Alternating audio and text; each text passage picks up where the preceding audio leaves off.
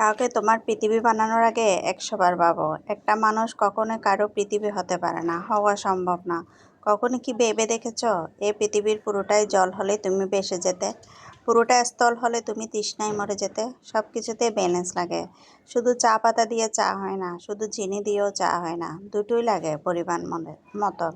তোমাকে পরিমাণটা বুঝতে হবে, কতটুকু তুমি দিচ্ছ একটা মানুষকে, কতটুকু দেয়া দরকার। সময় থাকতে প্রশ্ন করো নিজেকে, ভালো লাগা থাকবেই, প্রয়োজনের অতিরিক্ত ভালো লাগা মানুষকে অন্ধ করে দেয়। অন্ধ মানুষ একটা হাত পেলে তাকে ভরসা করতে শুরু করে। সে জানে না ওই হাতটা তাকে গন্তব্যে পৌঁছে দিবে নাকি মাঝপথে ছেড়ে চলে যাবে। অন্ধ মানুষগুলো বেশিরভাগই হেরে যায়, ভুল কাউকে বিশ্বাস করে, তার উপর ভরসা করে নিঃশেষ হয়ে যায়। তাই চোখ থাকার পরেও অন্ধ হয়ে যেও না। এই পৃথিবী হেরে যাওয়া মানুষদের মনে রাখে না। কাউকে পুরো পৃথিবী বানিয়ে ফেলো না, কাউকে পুরো পৃথিবী দিয়েও ফেলো না। কাউকে এক আকাশ সমান ভালোবাসা দেওয়ার আগে ভেবে নিও, এক আকাশের নিচে তারা গুনার স্বপ্ন দেখেছিল যে মানুষটার সাথে সে মানুষটা থাকবে, তো হয়তো একদিন মানুষটা ওই আকাশটাও চুরি করে নিয়ে চলে যাবে। তোমার বুকের ভিতর জমে থাকা মেঘগুলো কিন্তু রয়ে যাবে তখনও। সেই মেঘ ঝরে ঝরে সমুদ্র সমান অশ্রু হবে। সেই সমুদ্রের তীরে তুমি একা দাঁড়িয়ে থাকবে। তুমি টের পাবে তোমার আকাশবিহীন পৃথিবীতে তুমি ভীষণ একা। কারণ একজন মানুষকে পুরো পৃথিবী বানানোর সময়টাতে তাকে হৃদয় নিংড়ে ভালোবাসা দিয়ে অন্য মানুষগুলোকে তুমি নিজের অজান্তেই সরিয়ে দিয়েছিলে দূরে, অনেক অনেক দূরে। নিজের সব কাউকে দিতে হয় না, কিছু দিতে হয়।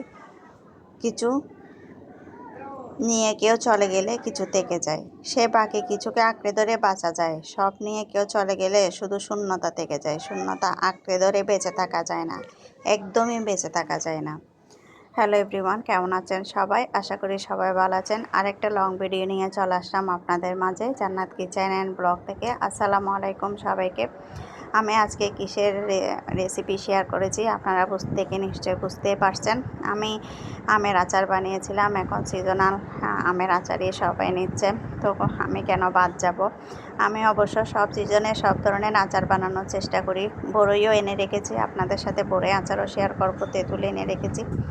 তো আসলে একটু শারীরিক অসুস্থতার কারণে এগুলো ধরতে পারতেছিলাম না আর কি। আম তো নষ্ট হয়ে যায়, আম থাকে না বেশি দিন। তাই আমের আচারটা ঝটপট করে কষ্ট হলেও বানিয়ে নিলাম। কিছু কিছু এক এক দিনে রেডি করে রেখেছি। আসলে একসাথে আমার অত বেশি কাজ করা পসিবল না। শারীরিক সুস্থতার দরকার হয়, তো শারীরিকভাবে অসুস্থ, এটার জন্য আমি এখানে কোনো কিছু স্কিপ করি না, সব কিছু আপনাদের সাথে দেখিয়েছি আমি কি কি দিয়েছি আচারের মধ্যে। 5 ফোড়ন থেকে শুরু করে মশলা যা দিয়েছি সব, তারপরে সরিষা বাটা দিলাম, গোটা মশলা দিলাম, গোটা লাল মরিচ দিলাম, একটু মরিচের গুঁড়োও দিয়েছিলাম সুন্দর একটা কালার আসার জন্য। তো আচারটা খেতে কিন্তু অনেক মজার হয়েছিল। যারা নতুন আচার বানাতে পারেন না তারা এভাবে ট্রাই করতে পারেন। এই আচারটা কিন্তু খেতে ভীষণ মজার হয়।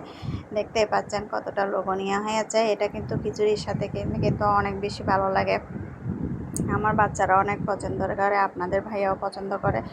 আচার অবশ্যই ঠান্ডা করে তারপরে একটা এয়ারটাইট কাচের জারে রাখার চেষ্টা করবেন। কাচের জারে রাখলে আচার ভালো থাকে অনেক দিন। আমি তো সবসময় কাচের জারেই রাখি। তো আপনাদের ভিডিওটা কেমন লাগলো অবশ্যই কমেন্ট বক্সে জানাতে ভুল করবেন না। সুন্দর একটা লাইক দিয়ে সুন্দর একটা ভিডিও রিলেটেড কমেন্ট করবেন। আজকের মতো বিদায় নিচ্ছি জান্নাত কিচেন অ্যান্ড ব্লগ থেকে। আল্লাহ হাফেজ, আসসালামু আলাইকুম।